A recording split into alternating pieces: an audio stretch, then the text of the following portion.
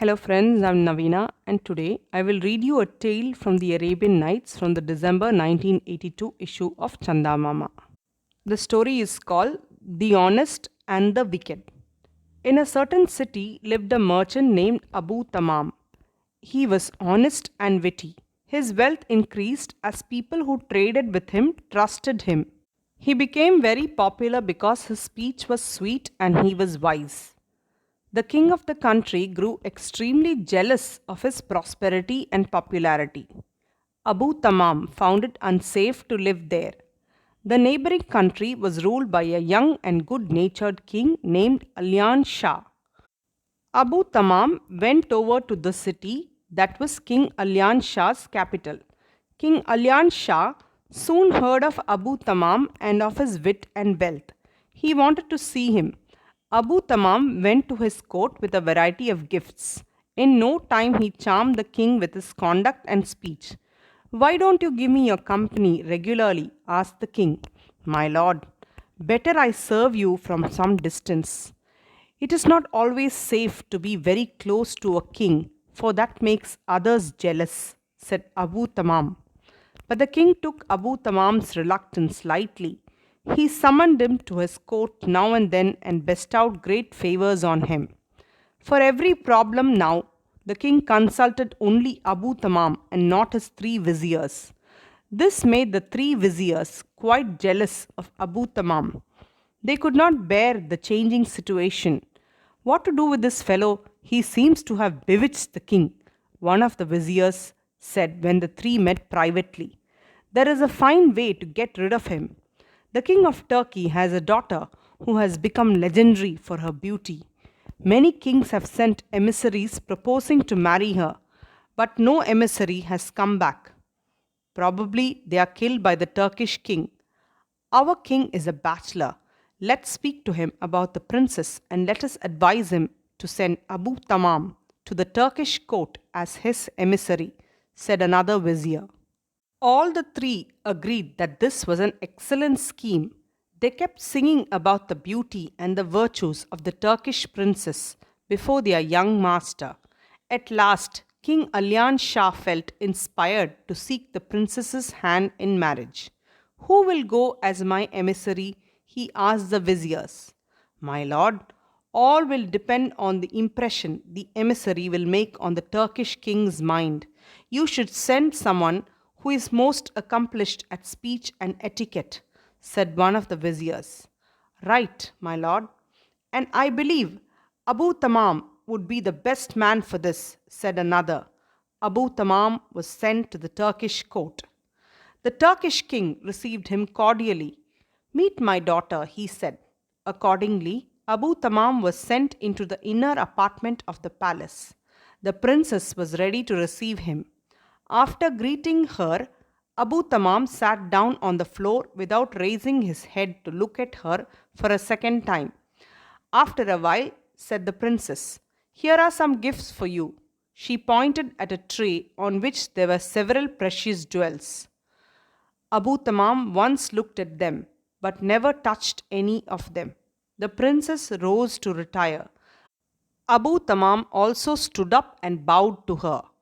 When he met the king again, the king said, my daughter complains of your being blind, deaf, and dumb. My lord, my king sent me here to put forth the marriage proposal, not to look at the princess. To keep looking at her would have been immodest on my part. I listened to her all right, but whatever I had to say, I had said to you, said Abu Tamam. Why did you refuse to receive the gifts? Asked the king. My lord, to receive gifts before knowing whether our proposal has been accepted or not would have been improper on my part, replied Abu Tamam.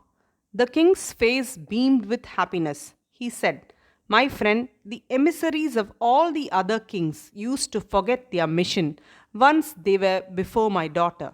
They used to gaze at her shamelessly and talk to her glibly and pick up the gifts greedily. See what has happened to them. The king led Abu Tamam to a window and removed the screen. Through it, Abu Tamam could see a hall in which the previous emissaries sat or lay as prisoners. The king said again, I have heard much about Alyan Shah. I shall be happy to give my daughter in marriage to him. I hope you have no objection in receiving the gifts now. The king sent Abu Tamam back to his master, rewarding him with many a gift. The marriage was performed before long. The imprisoned emissaries were granted liberty on that occasion. The three viziers lost their peace and sleep, thinking of how to destroy King Alyan Shah's affection for Abu Tamam. They conspired and took two young servants of the king into confidence. These two servants used to massage the king's feet at night. They were given a bag full of gold and were taught what they should do. At night, the two boys sat massaging the king's feet. The king was not asleep, but they pretended to think that the king was asleep. Have you heard about that cunning fellow's bragging? Asked one. Which cunning fellow? Asked the other. There is only one cunning fellow, and he is Abu Tamam. Everybody but the king knows his nature, said the first. What is he bragging about? Asked the second. He says that the Turkish princess agreed to marry our king because of him. He claims that the princess was so very charmed by him that she could not have lived far from him, replied the first boy. Like everybody else, I also knew that Abu Tamam was wicked, but I did not know that he was so wicked, commented the second. In the morning, the first thing the king did was to throw Abu Tamam into a dungeon. A few days passed. One night, the king heard a brawl. Two fellows were quarreling. The shouts were coming from the quarters meant for the palace servants. He tiptoed in and saw two boys coming to blows. I must have more than half of that gold because I made the greater part of the talking, claimed one. The other was not willing to give in. The king called out for his bodyguards and had the two boys arrested. Fearing for their lives, the boys confessed that they had spoken lies about Abu Tamam. They also could not hide who gave them the gold and tutored them to speak like that. The king at once set Abu Tamam free and apologized to him. My lord, had I not said that it was unsafe to be too close to you? Abu Tamam reminded the king with a smile. The king punished the three jealous viziers and made Abu Tamam his sole vizier. Thank you.